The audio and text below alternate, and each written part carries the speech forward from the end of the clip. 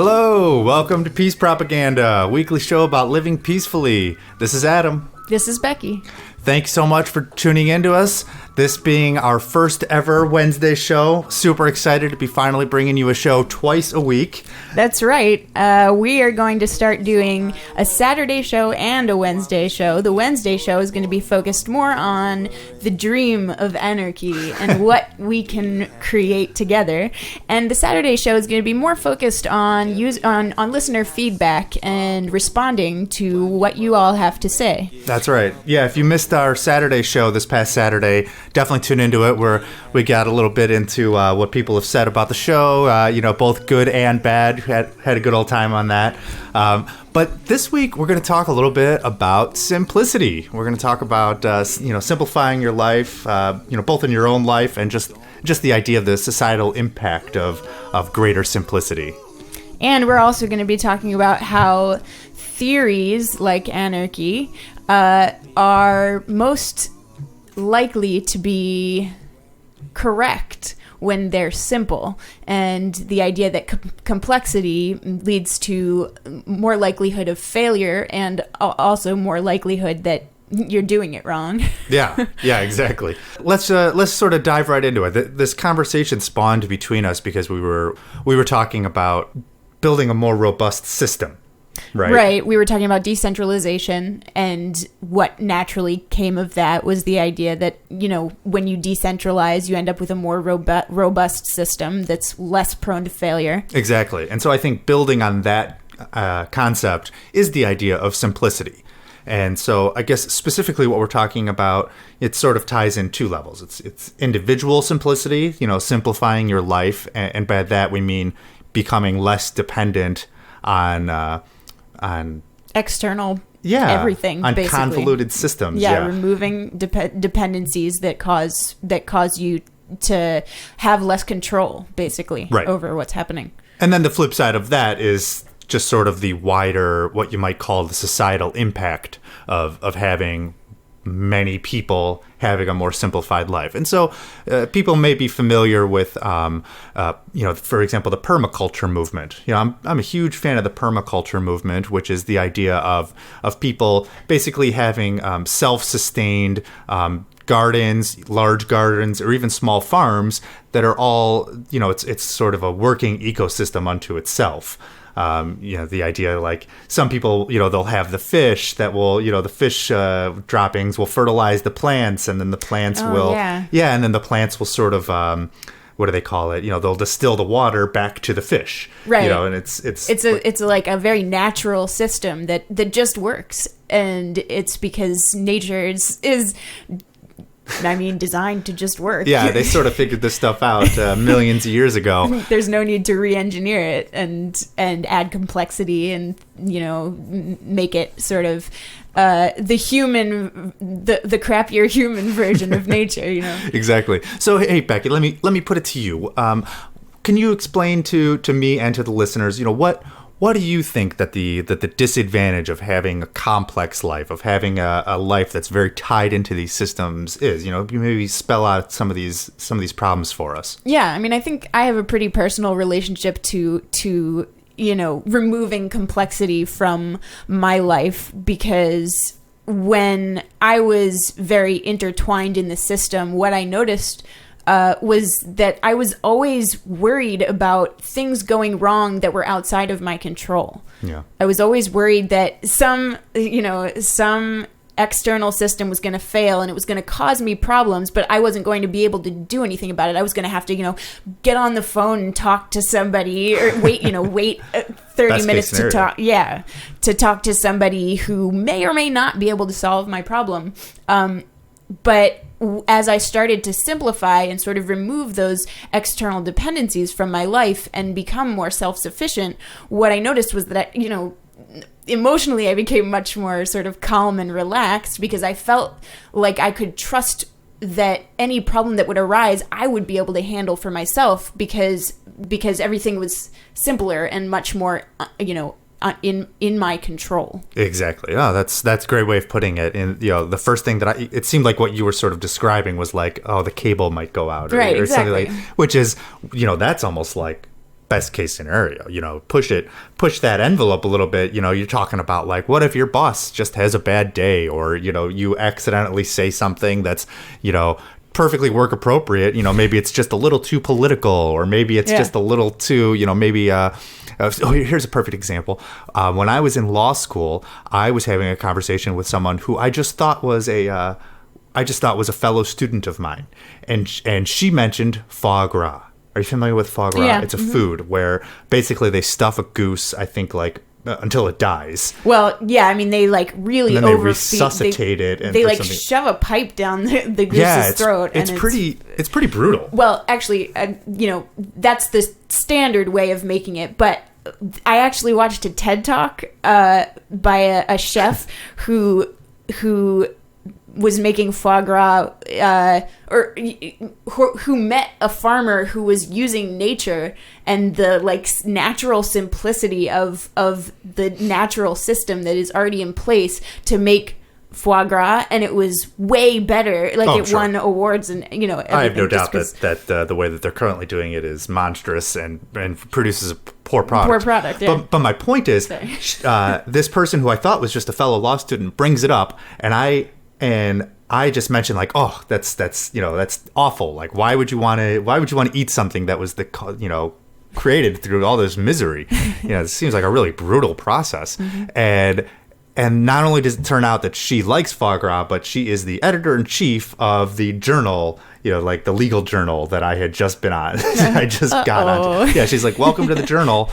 So it's like, that's kind of what I'm talking about. Yeah. Like I didn't do anything or say anything that was like related to my legal education. Yeah, you just had an opinion, right? But all of a sudden I'm, in this person's bad, poor graces. Mm-hmm. And, which is her right. Don't get me wrong. That's perfectly fine. But I think kind of what we're talking about is maybe we shouldn't, for things that really matter, we don't want people to be able to take these things away from us. We don't want people to be able to take away our food, mm-hmm. or our money, the banking our way system. of supporting our lives. Exactly. Shouldn't be dependent on something that's so like out of our control that we have to modify our way of being.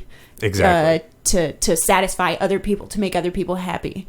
Right. Yeah. So like what I was talking about with permaculture, obviously that's a little, that's advanced, level stuff. But, I love to garden. I got my garden, it's still nice and cold in Chicago, but I'm out there trying to get it going, and I think I'm gonna have a good harvest this year out in the garden.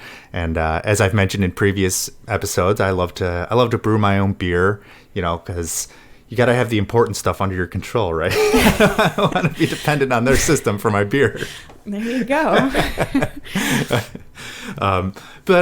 So what kind of things are you talking about in terms of simplifying? So, I mean, personally, I'm talking about, I don't know, getting out of debt, and getting into a position where you feel like you have your finances under control and you're not necessarily dependent on the banking system that's potentially in collapse, right? Yeah.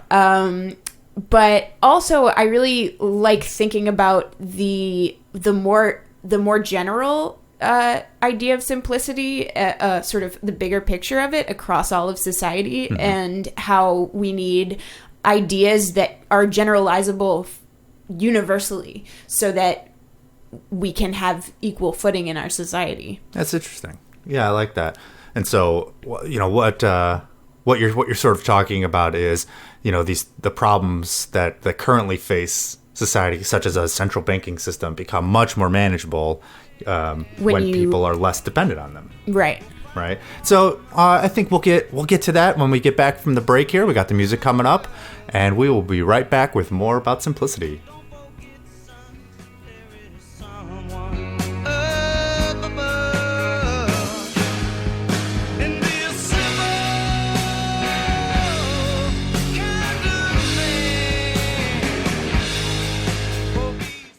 Hey, Becky, I was having this dream the other night where I was taking a test and then all my teeth fell out and then everybody died.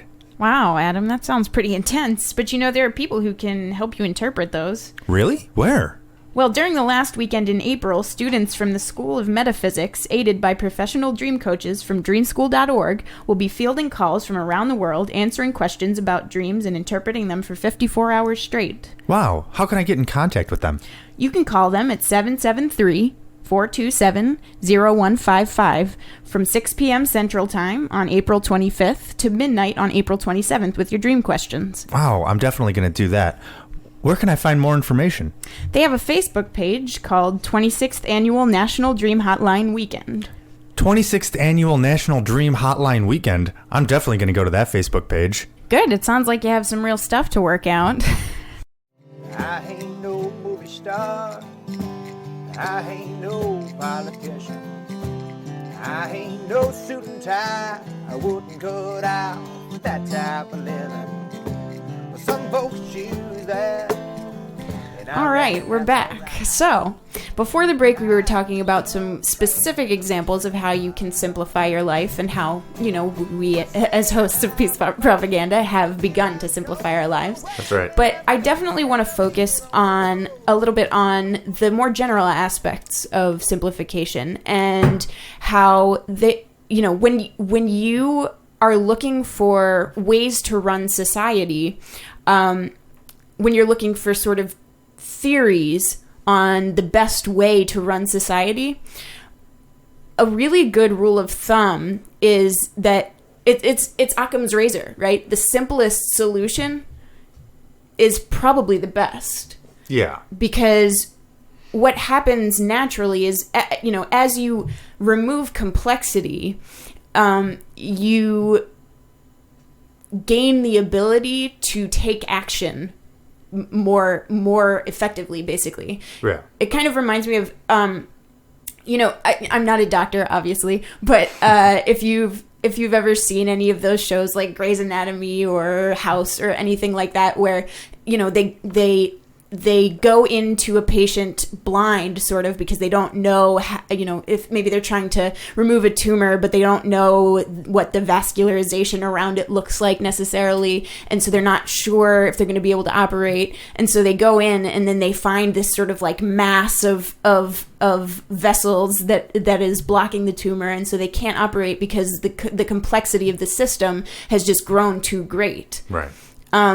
So that's kind of the idea that or that's kind of the feeling I have about a lot of the systems that we have in place, that they've kind of metastasized into these really overly complex things that, where originally we had a whole bunch of individuals with their own individual problems, but what we've done is kind of lump all of their problems together into one big mass and said, okay, now let's solve all the problems at once. Right. The problems become very intertwined. Yeah. And really what you're talking about, you led with a phrase, run society, which that's an interesting way to put it. For sure. I think society, a well-run society, manages itself. Exactly. Society runs itself, and there's definitely no need to run society. Right. But I think, what you're talking about sort of ties into our previous discussions about decentralization and about centralization, and really what it's become is everybody, even if a lot of people have similar problems, you typically, it's the bigger and bigger the solution becomes, the less able it is to address the specificities of someone's problem. So you wouldn't ever use the exact same surgical procedure on all tumors. You wouldn't even use the exact same surgical procedure on all tumors in the same region of the body. Right. You couldn't just literally program a robot, now turn left 10 degrees for every human. Right. It wouldn't make sense. Right. The one-size-fits-all solution gets less and less fitting the more problems you're trying to solve with it, basically. Yeah, exactly. And I think this really ties into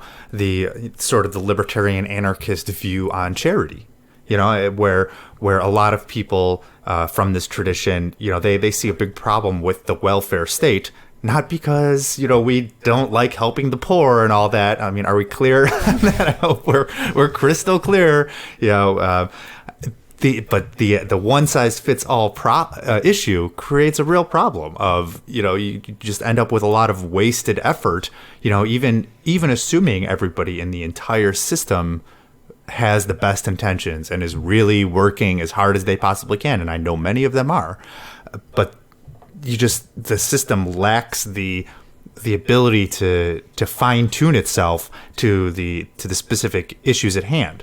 You end up wasting a lot of resources, and something that's really interesting that happens is that when you start to free up those resources by placing the responsibility where it belongs with the individual, what happens is that people then have more resources to give and help people who are in situations like being poor, Yeah. So the poor get taken care of better when you start to push responsibility out to the edges. That's right. Yeah. I mean, I feel like I'm currently being taxed for a lot of things that I don't use, that I don't ever intend to use. And when it comes to Social Security, things that very likely will not be there when when they say that they will be. And so if I had that extra money, I would be able to do more in my life that may or may not assist the poor. I've donated, just in my own personal life, I've donated to Sean's Outpost, which I recommend everyone in the audience do, because they're a wonderful, wonderful charity. But even above and beyond that, think of all of the lost business opportunity that is created because we have these centralized institutions, because all of our problems are so complex, and because we don't have this simplicity in our own lives to be able to pursue our own direction. Yeah, and I think another thing that happens is when you tax people for things that they don't necessarily want, you kind of foster this maybe subconscious resentment towards all of or conscious, exactly, yeah, towards all of society. That's not conscious. Yeah, that's probably more subconscious. But it makes people probably subconsciously feel like, I already am giving. Like I don't need to give to charity because I'm paying taxes, or right. Things like that. And so again, it's another example of how resources are freed up as people are allowed to make their own decisions about how to solve the problems in their own lives. Yeah, that's absolutely true. And I mean, you'll see this, in the UK, they've had a single payer healthcare system for quite a while. And from what I understand, and if you live in the UK, please contact the show and let me know how true this is. But I've heard from multiple sources that people really look down on others for their own personal, health, lifestyle choices. You'll see people like, oh, you're smoking, now my taxes have to go to pay your hospital bill, or like, hey, why are you eating that extra piece of cake? I don't want to pay for your diabetes treatments. It's like, what a twisted nasty situation. Yeah, what a twisted system that somebody has to like think about the implications on their neighbor because they want to have a piece of chocolate cake. Yeah, like, come on.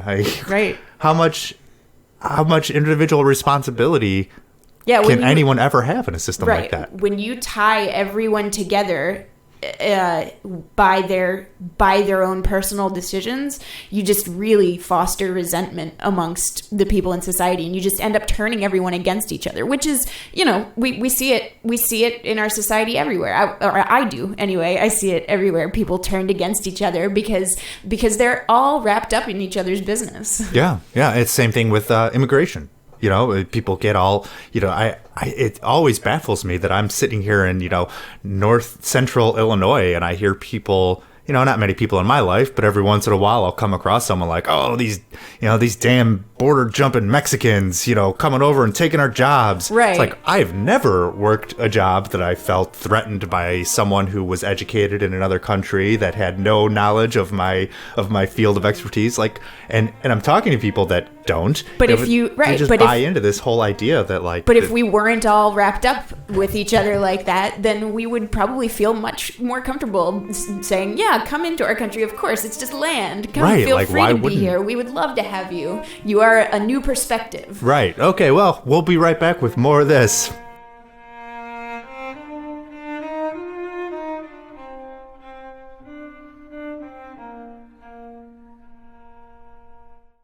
I want to take this opportunity to tell you about Sean's Outpost, a homeless outreach program which has provided over 20,000 meals to the homeless in Northwest Florida. They're also funded entirely through Bitcoin donations. They are proving that we can address the problems in our community without the state, without its predatory welfare programs, and without its Ponzi money. Recently, Sean's Outpost launched its newest, boldest initiative, Satoshi Forest, a 9-acre homeless sanctuary where they are teaching permaculture, aquaponics, and self-sufficiency to the homeless residents. No one sticks a gun in anyone's face and makes them donate to Sean's Outpost, and yet, every day, people do. Please consider donating to this inspiring cause. Visit seansoutpost.com. That's SEANS outpost.com.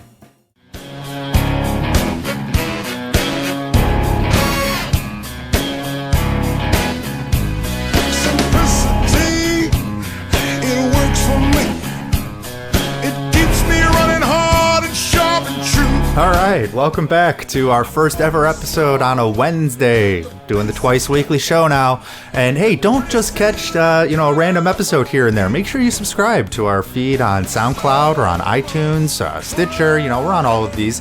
And any of your favorite podcatcher apps. I don't actually use iTunes. I'm a Linux guy. I like Android, but I use one of the many apps on Android, and I just got the RSS feed from SoundCloud, and it works perfectly. So please make sure you go on there. And as always, if you hated something that I said or you love something that Becky said, contact the show. We always want to hear from you. And as you now know, we're doing the Saturday show where we're really going to try to tackle the things that get brought to us here on the show. So there's going to be more and more time for us to engage with the ideas that you all bring to us, because we really love having that there. And obviously you can talk to us on Twitter and on Facebook, and email us at host.peacepropaganda@gmail.com.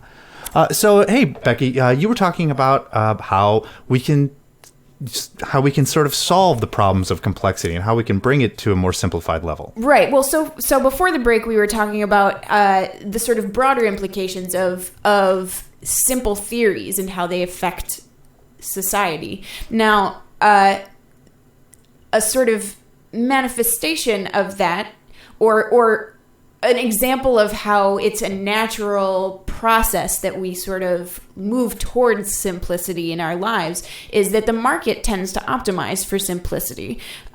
Just the other day, I came across an article that was talking about these sort of emergency shelters that instead of, if you have a flood or something in a region, a lot of times right now what we have is FEMA or something will probably not come take your guns. Probably not. Yeah. But they sort of provide trailers, I guess, is the idea that they've got going on. Yeah. I know some people in that industry actually. Yeah. They do provide some like emergency housing and stuff like that.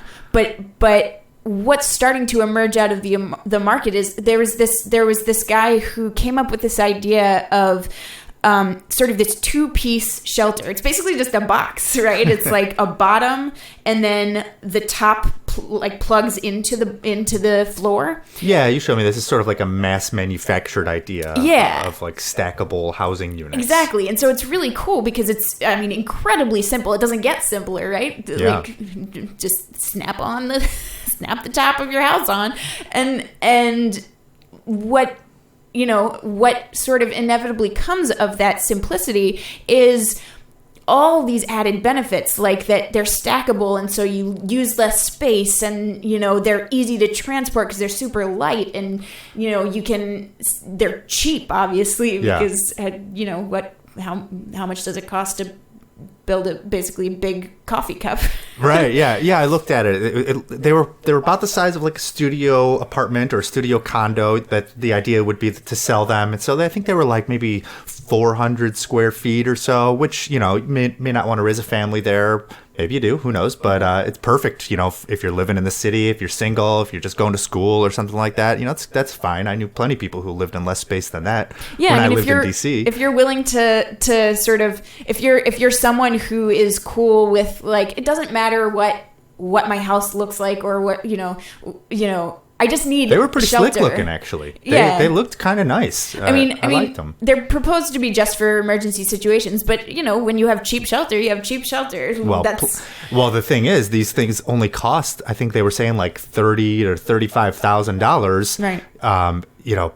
There are many people in America living in an emergency situation called poverty, and if they can get a reliable housing unit for $35,000, that's a perfect. Was it really that much for one of these things? Well, figure this is with everything in it. So this is with the plumbing. This is with the siding. This is, this is furnished. Okay, so this is like okay. That's the whole thing. But that's an incredibly low price. I mean, you can't get a condo anywhere in any major city for even twice that. I mean, maybe twice that. But that's a serious drop in price. Yeah, I mean, I'm not sure if this is necessarily a really actually viable solution. Although for people who are homeless, it's really in the lower levels of income. It seems to me It'd be like huge. But yeah, so basically the market optimizes for these kinds of ideas, because when you have an idea like that, it's gonna catch on. People want help when they're in emergency situations, and they want to know that the market has got their back, and that they're not going to be waiting for the government to come around with one trailer for 50 people or whatever. So I agree with all of that, but let me ask you a question. I'm sure there are some listeners out there who are thinking like, oh, okay, well, now you guys are just going on and on about the magic of the free market, but what you don't understand is that if you give these companies unregulated authority, what's going to happen is that they're just going to buy up all the market share, and then they're going to be a monopoly, and then they're going to exploit the working poor with wage slavery and all of this stuff. So what would you say to somebody who basically holds the view that the market tends towards monopoly? Well, I mean, that's a pretty long discussion. Yes, it is. But I guess where I might come from, at least initially, is the idea of as soon as a company starts to exploit, then you're just going to have all the other smaller companies chomping at their heels. Yeah, is that where you come at it from? Yeah, absolutely. I mean, the market fosters competition. When one entity in the market starts to do things that customers don't like, another entity has every incentive to come in and just undercut them and say, look, we can provide this at a better price, and we will treat you like the good people that you are, instead of ripping you off. And you can say, then this other group will just buy out the entity that just came in and cut them down, but there's an endless source of those, right? It's not like it's going to cost a lot of money to buy out everyone. That's right. Yeah, and as soon as one of these big companies, starts to exploit, which is such a nebulous term, you really got to look at exactly what are they doing. What's the issue? And invariably, what you're talking about is an inefficiency in the market. So they're, if they're taking profits which are exorbitantly large, and they're paying their CEOs golden parachutes, then all that means is that another company can start up, not pay their CEOs golden parachutes, and take all the, and they're going to be able to charge less and take all the business. Right. And this is in the market world, this is an example of simplification. This is people being less bound up in the problems of others. And inefficiency, broadly speaking, is a problem. Right. And so the more that these companies can simplify, if they're not paying their CEOs in trucks full of Ferraris, then that's a simpler world. Yeah.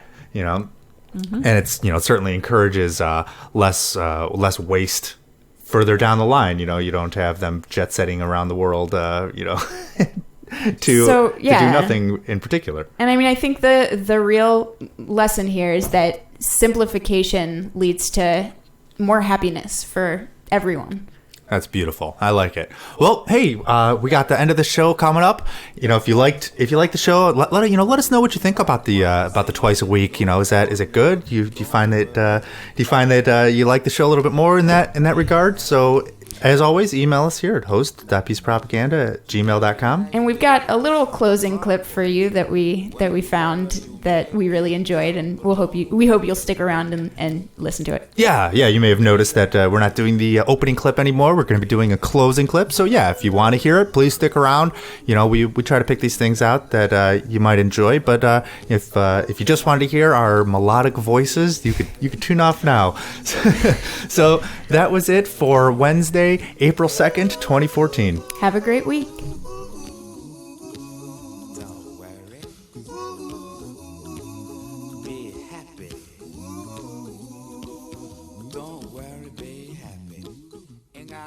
I don't think that he was the first scientist to have had the feeling, the belief, that if you can set up a theory that is really beautiful in its simplicity and generality, then there is a good chance that this theory will turn out to be correct. This, I think, was a guiding principle for Einstein, that there is sense and beauty in the physical world. Don't worry. Be happy. I give you my phone number. When you worry, call me. I make you happy.